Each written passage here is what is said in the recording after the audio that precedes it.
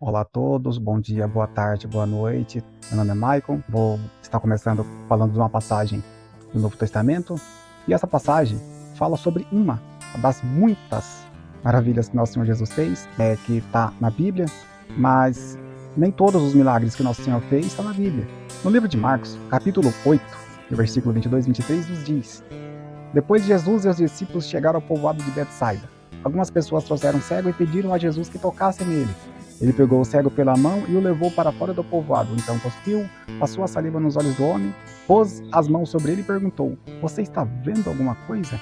O que percebemos no primeiro versículo é que, quando levaram aquele cego para que nosso Senhor Jesus tocasse nele e curasse ele, ele não quis curar ele naquele lugar, em Betsaida. Ele o levou para fora para poder curá-lo. Na continuação, no versículo 24, o homem olhou e disse: Vejo pessoas, elas parecem árvores, mas estão andando. Jesus pôs outra vez as mãos sobre os olhos dele. Dessa vez o cego olhou firme e ficou curado. Aí começou a ver tudo muito bem. Aleluia. Então o nosso Senhor Jesus não quis curá-lo dentro daquela vila, dentro da cidade de Betsaida. Falando um pouco sobre Betsaida, uma vila importante situada às margens do Mar da Galileia. Era um lugar também, era uma importante vila situada às margens do Mar da Galileia, ou Lago de Tiberíades também. O nome significa casa de pesca ou casa do pescador, algo mais ou menos assim. E lá é um lugar onde foi a terra natal de alguns dos apóstolos, apóstolo Pedro, apóstolo André e apóstolo Filipe. Lá foi um lugar de importantes pregações, importantes curas, grandes maravilhas. Em Betsaida tem uma passagem, nosso Senhor Jesus repreende grandemente aquele lugar, no livro de Mateus, capítulo 11, o versículo 21 e 22, que diz: Ai de você, cidade de Corazim, ai de você, cidade de Betsaida, porque se os milagres que foram feitos em vocês tivessem sido feitos nas cidades de Tiro e de Sidom, os seus moradores teriam abandonado seus pecados há muito tempo. E, para mostrarem que estavam arrependidos, teriam vestido roupas feitas de pano grosseiro e teriam jogado cinzas na cabeça. Pois eu afirmo a vocês que, no dia do juízo, Deus terá mais pena de Tiro e de Sidom do que de vocês, Corazim e Betsaida. Então você vê que está repreendendo fortemente aquele lugar. Mas o porquê que nosso Senhor Jesus repreende tanto, embora fala umas partes ali? Não era bem porque lá era quase igual o Sodoma e Gomorra, com pecados violentos, desumanidade. Não era por causa dos pecados que eram abomináveis aos olhos do Senhor. Tinha pecadores lá? Claro que tinha. Mas o Senhor Jesus está repreendendo fortemente porque as pessoas que moravam ali em Betsaida, eles tinham uma grande dureza no coração deles. Foi lugar de grandes milagres, grandes curas, grandes maravilhas. Nosso Senhor Jesus fez lá, houve lá, mas mesmo assim as pessoas não criam.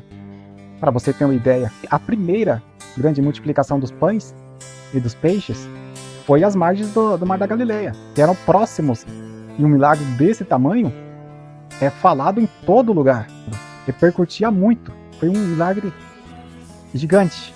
Mesmo assim, as pessoas continuavam com sua dureza no coração.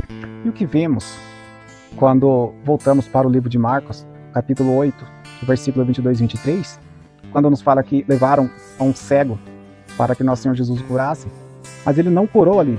Lendo esses versículos, nós conseguimos entender o porquê o nosso Senhor Jesus tirou aquele cego que estava em Betsaida e o tirou para poder curá-lo fora, longe daquele lugar. Aquele lugar é um lugar de incredulidade, e o Senhor não age em lugar assim. Uma pessoa que quer algo, mas não crê, uma pessoa que pede ao Senhor e não crê, não acontece. Mas o Senhor Jesus, ele quer sempre nos libertar, nos curar, nos salvar. Neste momento, agora, ele quer ajudar a mim e a você em nossa situação, igual ele fez com aquele cego. Mesmo naquele lugar de incredulidade, ele não deixou de curá-lo, ele tirou para fora, e ali, como diz no versículo 23 e 24, ele pegou o cego pela mão, o levou para fora do povoado, então cuspiu, passou a saliva nos olhos do homem, pôs as mãos sobre ele e perguntou: Você está vendo alguma coisa? O homem olhou e disse: Vejo pessoas, elas parecem árvores, mas estão andando. Jesus pôs outra vez as mãos sobre os olhos dele. Dessa vez o cego olhou firme e ficou curado. Aí começou a ver tudo muito bem. Olha a dificuldade que é curar uma pessoa que acaba de sair de um lugar onde tem a vida toda torta, onde é tudo errado, os caminhos é tudo desleixado, Não é fácil para a pessoa ser curado, se arrumar.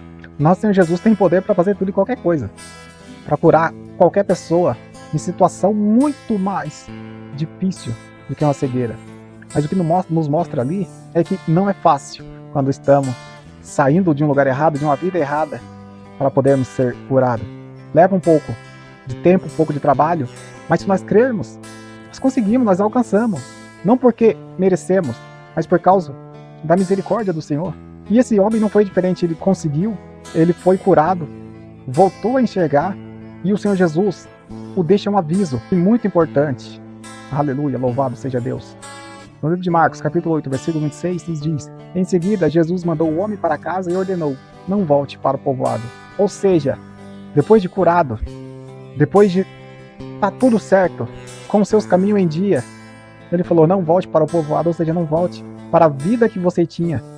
Não volte para o lugar, para um ambiente igual aquele. Não volte para lá, você está curado, você está liberto. Não volte para o povoado. Essa é a mensagem que o Senhor tem para mim e para você. Depois que Ele nos tira daquele caminho errado, daquela vida torta, Ele fala para mim e para você: não volte para o povoado. Quando o Senhor nos liberta, quando o Senhor nos cura, deixamos aquela vida que desagradar o Senhor de lado. E muitas vezes acontece as pessoas voltarem. Somos falhos.